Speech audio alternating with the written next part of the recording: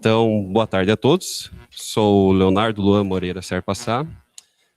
Vim aqui apresentar para vocês hoje o meu trabalho, que grande parte de vocês acompanharam durante o desenvolvimento dele no mestrado. Eu defendi ele no meu mestrado no dia 17 de abril. E, basicamente, eu vou contar para vocês o que foi essa minha dissertação do mestrado, com os resultados agora, né, que durante a fase da pesquisa e até mesmo os outros eventos que eu participei, a gente não tinha tido até então nenhum resultado concreto. E como os resultados que nós obtivemos foram resultados muito promissores, juntamente com o professor Moisés, que foi meu orientador, e nós convidamos também o professor Paulo Salzin para ser o orientador agora, nós resolvemos entrar no doutorado para aprimorar o que já foi desenvolvido no mestrado, né? Então, o trabalho é intitulado como um sistema inteligente de dissuasão sonora para a prevenção de eletrocução de aves em sistemas de energia elétrica. Qual que é a ideia? A ideia é, como a humanidade ela acabou adentrando o ambiente da avifauna com as redes elétricas, a presença da avifauna com as infraestruturas elétricas, ela resulta numa coexistência que ela é muito conflituosa.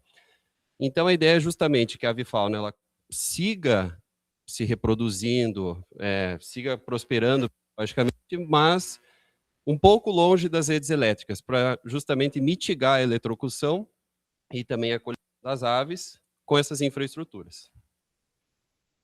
Então, como eu disse, as interações entre as aves e as infraestruturas do sistema de energia elétrica são um cenário de coexistência frequentemente conflituosa, principalmente pela colisão e eletrocução, sendo esses dois tópicos as principais ameaças à conservação da avifauna.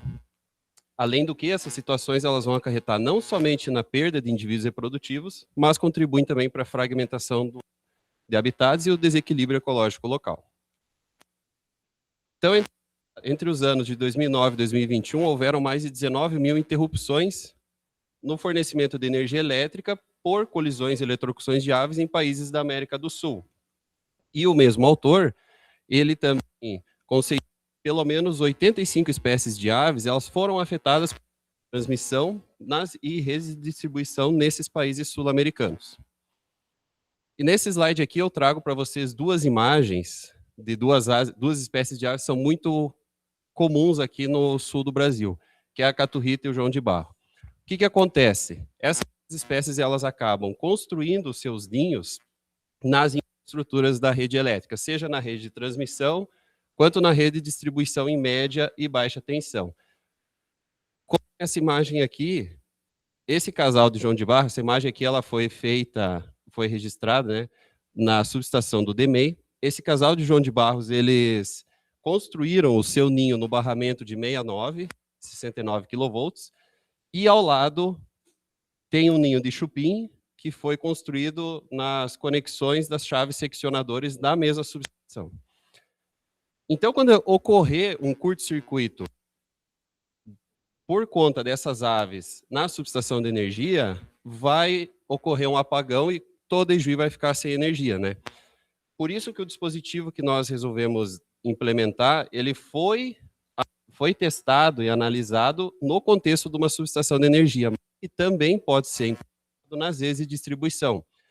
Nós nos limitamos na subestação porque, justamente, se falta energia numa subestação, toda a Ijuí fica sem luz, né? E como é que o Brasil está inserido no meio disso tudo? Atualmente, no Congresso Nacional, está em tramitação o projeto de lei de número 564 de 2023, onde ele vai propor a modernização das infraestruturas das redes elétricas. Essa modernização, consequentemente, previne acidentes envolvendo animais silvestres, também contribui significativamente para a conservação da biodiversidade, reforça a segurança e a confiabilidade. Então, eu começo esse segundo tópico com um dado bem interessante, que o número de linhas de energia elétrica ela aumenta numa taxa média de 5% ao ano. Então, a expansão contínua dessas redes, aliado também com a fragmentação de habitats, vai intensificar esse contato entre aves e as infraestruturas do sistema elétrico, como nessa outra figura aqui. Tem um poste de média tensão, e aí, justamente, uma caturrita acabou construindo um ninho de pássaro bem na cruzeta desse poste de média tensão. Então, para a gente fazer a remoção desse ninho, vai ter que seccionar a rede de tensão. E antes a gente seccionar a rede de média tensão, interrompendo energia para alguns consumidores, do que a gente ter uma infelicidade, uma mortalidade animal por conta nesse contato dela com a rede elétrica. Então, caso não seja feita uma manutenção preventiva, removendo esses ninhos, acaba ocorrendo a falta de energia elétrica em vários pontos por conta da mortalidade animal.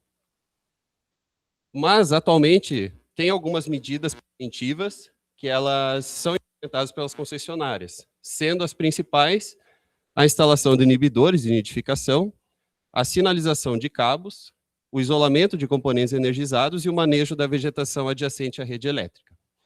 A instalação dos inibidores, o objetivo deles é bem simples, é evitar o repouso das aves nessas infraestruturas energizadas.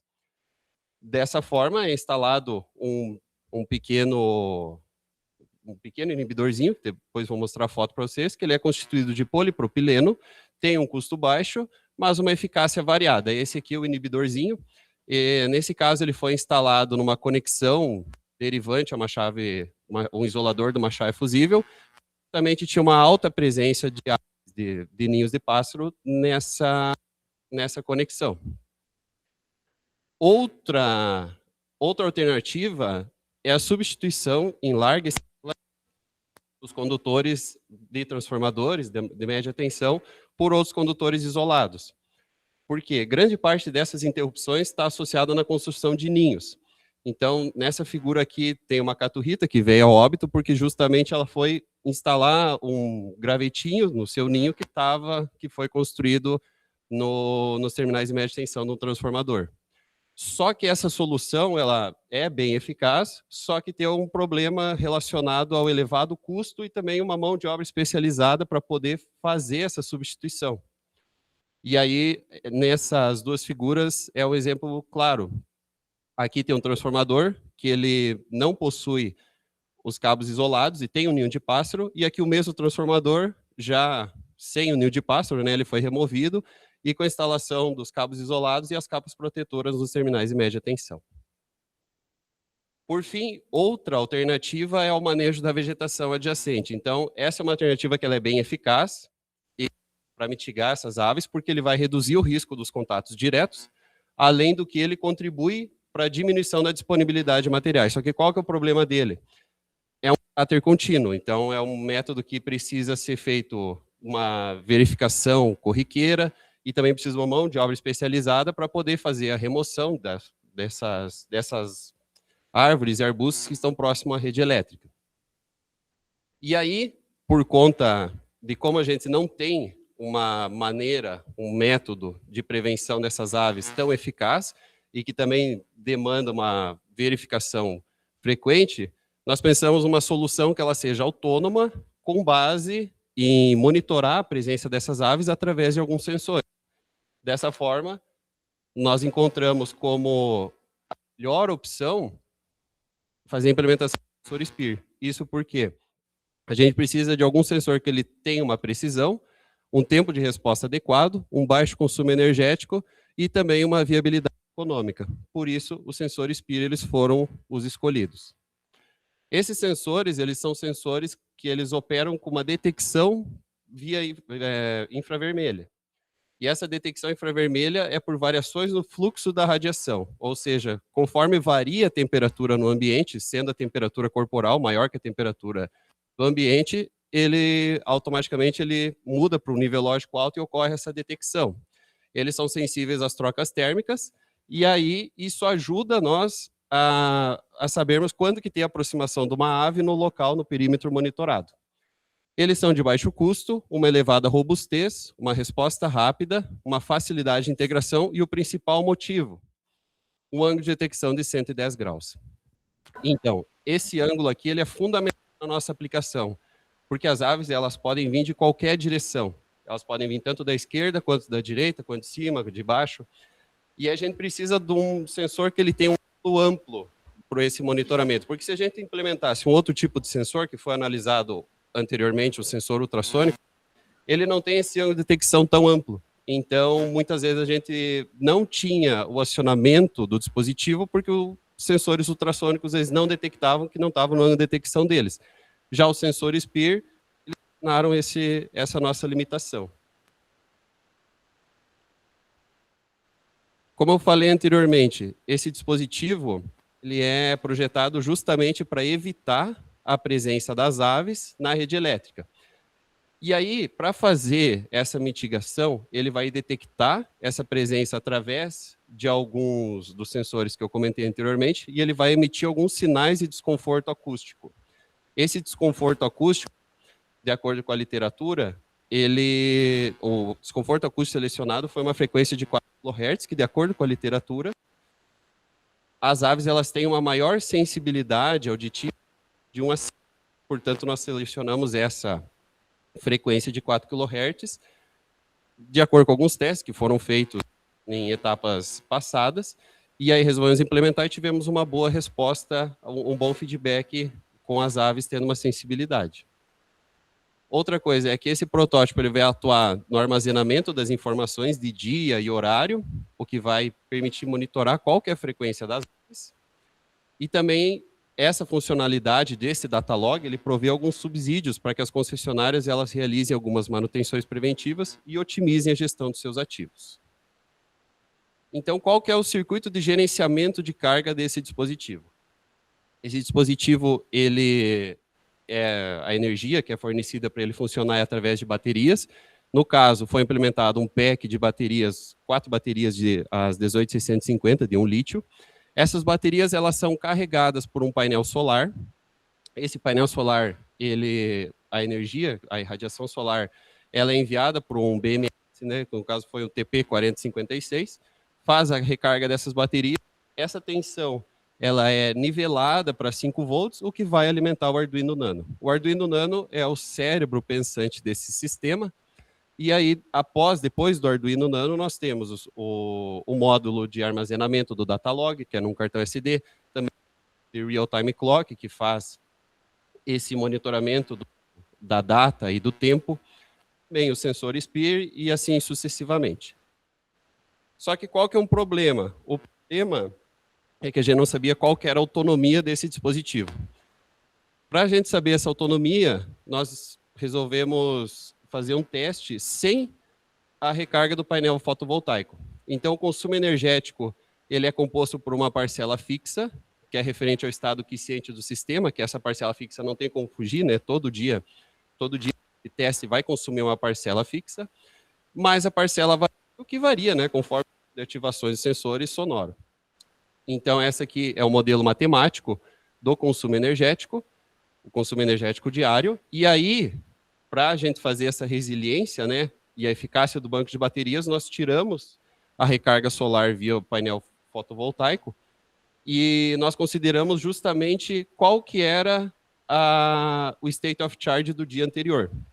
E aí, com isso, nós obtivemos esse outro gráfico aqui, que considerando que o sistema de baterias ele começasse com a carga total, ele teria uma duração, ele poderia operar por mais 11 dias. Nós colocamos uma limitação de 20%, então o dia que, antes de exceder 20%, seria o critério de parada desse teste. Logo, se não tivéssemos ausência durante 11 dias, esse sistema ainda se manteria eficaz e seguiria monitorando, detectando, prevenindo as aves na rede elétrica. Esse aqui é um fluxograma do funcionamento da programação do Arduino Nano. Então, de início, são configurados os pinos RTC e cartão SD, é feita a leitura dos sensores, foram implementados 2 sensores PIR. Caso aconteça detecção em algum sensor, em somente um sensor, é registrada a interação no cartão SD, e se houver detecção em ambos os sensores, o alto-falante ele é energizado, é registrada a interação no cartão SD, e volta para o estado anterior até não houver mais nenhuma detecção via sensores PIR.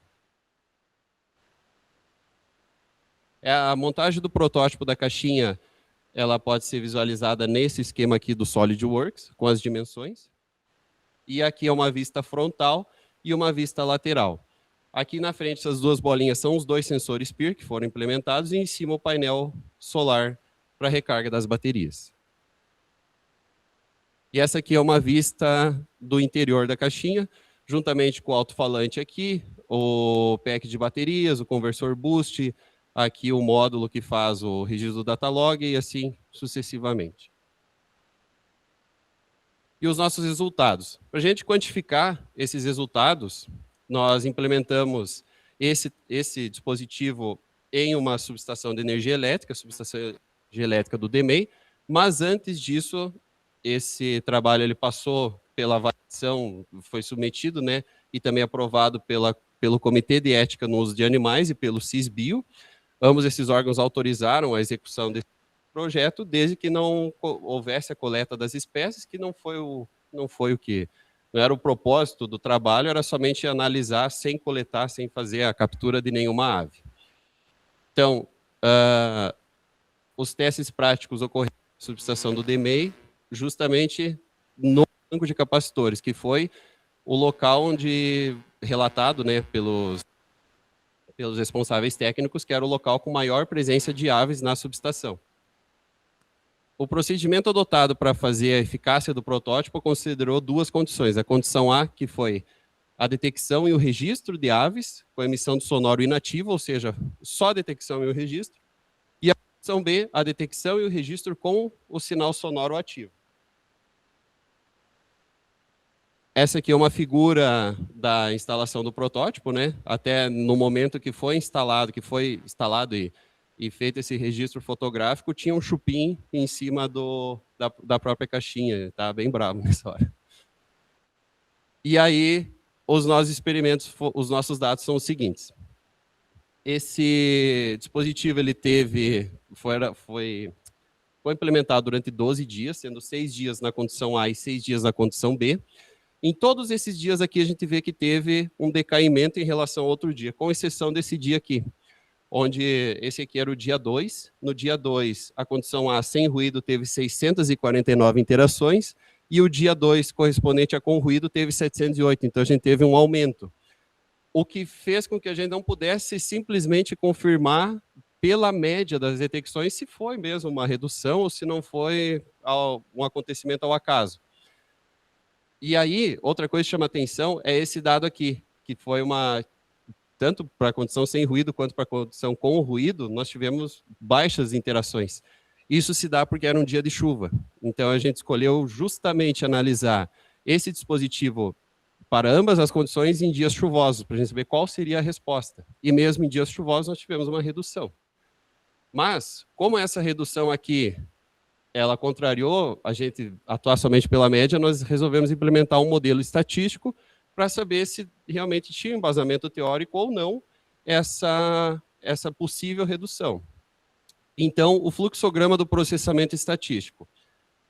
Os dados coletados ali, que eu mostrei anteriormente, esses aqui para vocês, eles passaram primeiro por uma validação num teste estatístico de Shapiro-Wilk, depois para um teste de Levene. Caso esses dados, tanto Shapiro quanto Levene, eles retornassem que os dados são paramétricos e homogêneos, eles foram encaminhados para um teste T, teste de Student, que ele é pareado. Caso eles fossem não paramétricos e não homogêneos, seria o teste de Wilcoxon.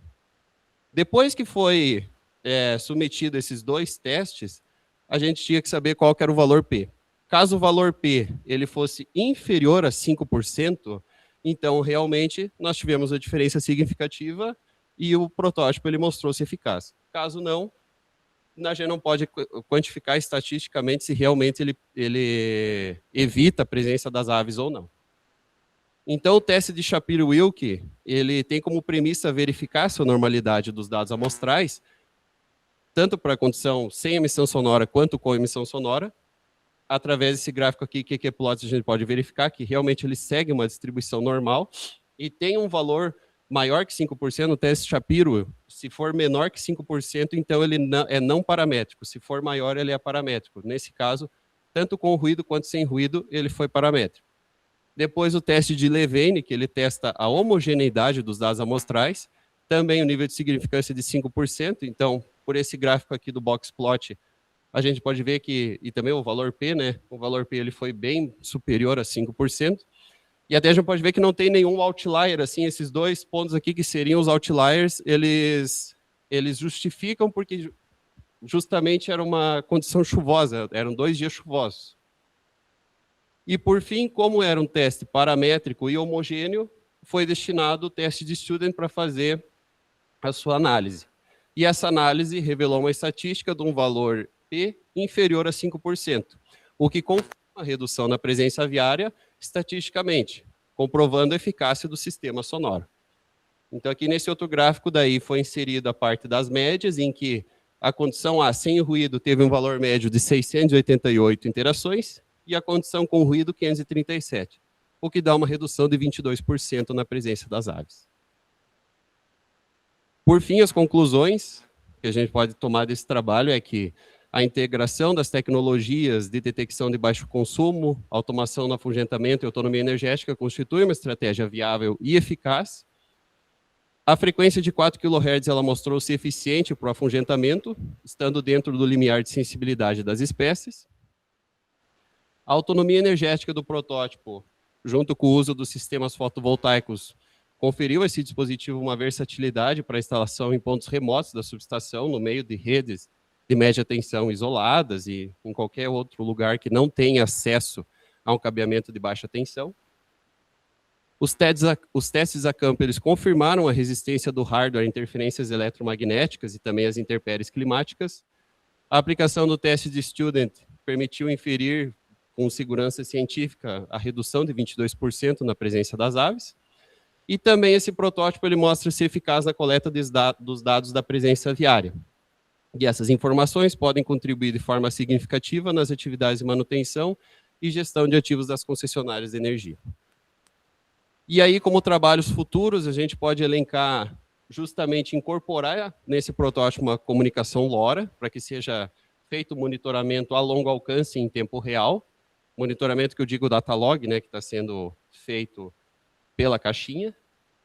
Também integrar alguns sensores de imagem, modelos Deep Learning, para quando essas câmeras, elas, daí no caso teriam que ser câmeras, né?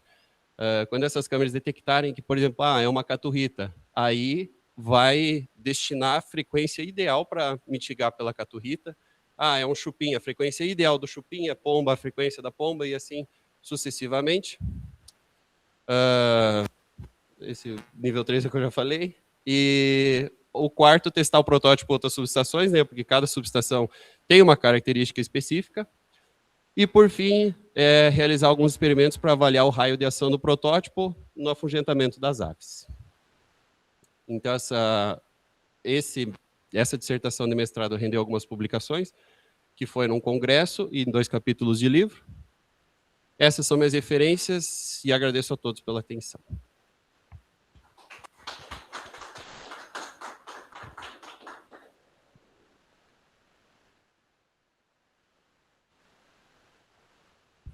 Quem tiver alguma pergunta, pode...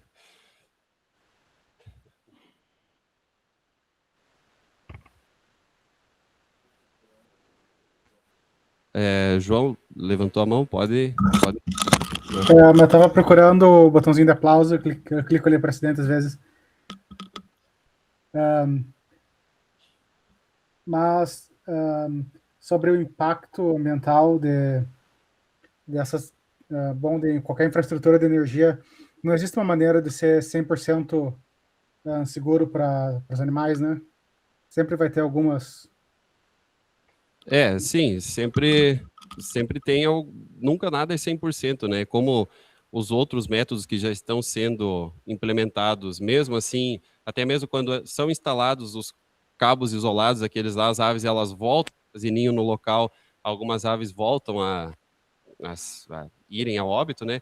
Nada é 100%, tanto que a redução que a gente teve foi de 22%, então dependendo da análise, talvez não seja uma estatística tão elevada, dependendo da interpretação, mas a ideia é justamente diminuir a presença delas, porque dentro desses 22% que a gente obteve, algumas dezenas, se não centenas de aves já não iriam ao óbito por conta desse dispositivo, né, emitindo essa frequência.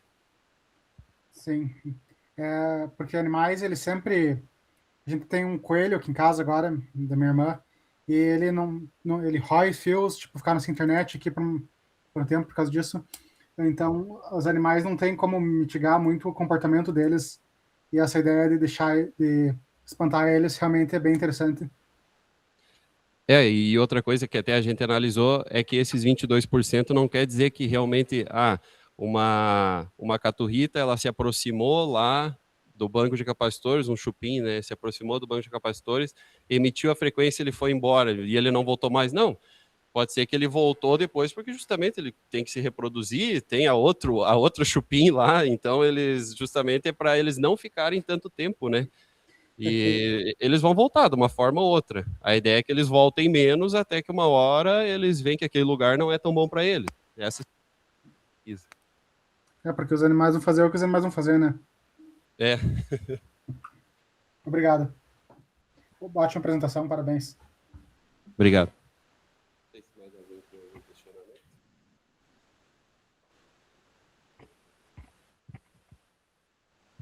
Não é uma pergunta diretamente, né? O que tu estás tratando é que eles não se alojem lá, né? Eu entendi, né? Porque o problema é eles se alojarem, não o fato de chegar, parar ali e daqui a pouco sair, né? Isso pode acontecer, né? Isso não é em si um problema. O problema é ficar alojado, né? Por isso que tu diz que eles não podem encontrar conforto naquele espaço ali, né? Para querer ficar, né? E aí tu perturba eles com o ruído.